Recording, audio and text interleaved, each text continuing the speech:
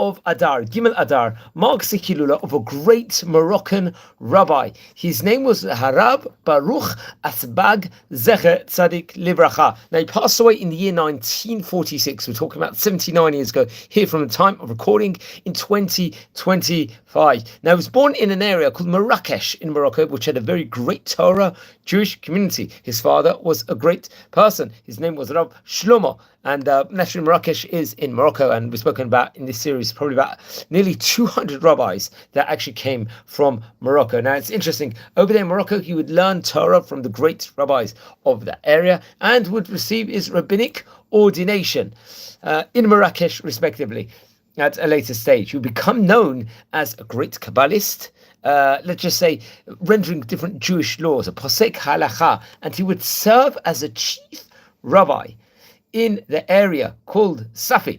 This was in Morocco, respectively, very prominent position. He was posek halacha and had various different important roles over there, which is okay.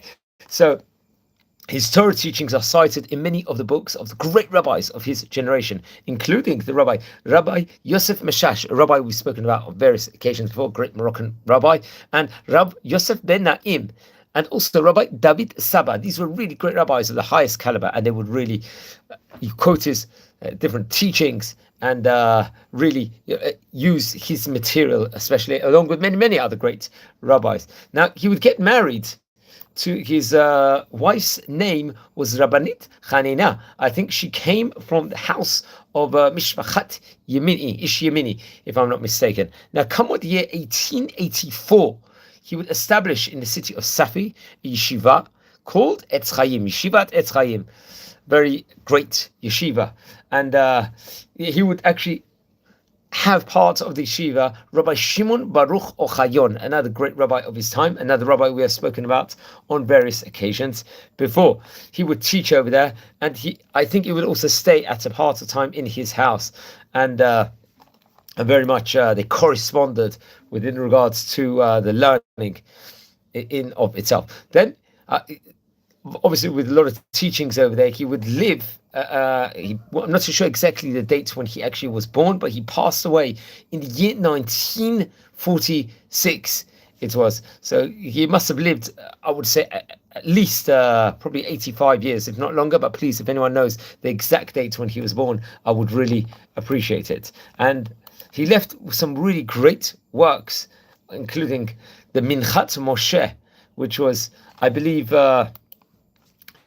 this had the, I'll say it in Hebrew. The Minchat Moshe, Divrei Kabbalah lezecher benot Moshe shenifta b'kitzur yamav v'shonotav. I believe, sadly, his son Moshe had passed away at a very young age, so it was in remembrance of his son, this book, the Minchat Moshe, in his memory. Then there was the Korban Mincha, and also another great book was Mincha Blula, which was very different dinim, Jewish laws, and there was Musa and Drashot. I think this was actually written in Judeo-Arabic, this book was.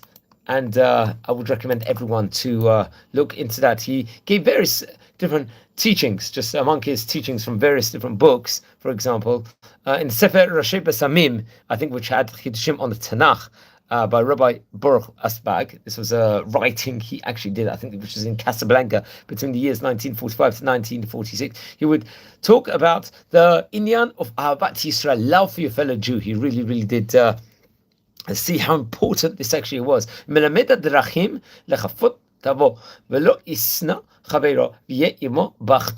about the importance of unity in every single aspect, how important it is. In the book, the Minchat B'Lulav, for example, I believe on the 34th page over there, this was actually printed out in Casablanca between the years 1945 to 1946, if I'm not mistaken. He would actually teach over there the Sugula Linatzel, Sugula, let's just say, for salvation. Shelo yishkach shemo biyom hamita. Never forget, his name on the day of death. You should remember always, every single moment, have the name of Hashem in your mind. Every single action that we do, think of Hashem. Is this a correct, proper thing, or not the correct, proper thing? In every single action that we do inside our life.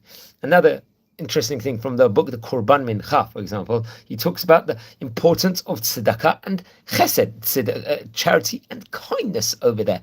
Melamed legimur chasadim im zarim.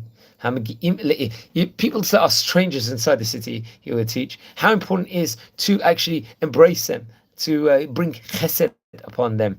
And this is another very interesting, important lesson that all of us can learn in life. Another thing from this Korban Mincha, I think Kuf Mem Tet, if I'm not mistaken, which there's another teaching over there, but Minhagei Yisrael, importance of customs, Israeli Jewish customs. Melamed Minhag Lati Hanidarim. Yud Tet Ba'ab. Mechashash Shiyeh B'nidui B'yom HaKippurim. So he's actually talking about but the date of Yud Tet Av, respectively, how important it actually is on this specific day. I think Yud Tet Av would be 40 days before Yom Kippur. So how important is that you've got to have that fear of Yom Kippur upon you, even 40 days beforehand. And there's many great teachings. This just highlights some of the great teachings that we could say within regards to the great rabbi. Now, friends, we're learning about the great rabbis of yesteryear. Please subscribe to the channel. If you're related to any of the great chachamim we are speaking about, please let me know or send me a comment. If you feel anyone is interested in listening to these videos, share these videos to other people. I would appreciate it. So be well, take care, and have a great day.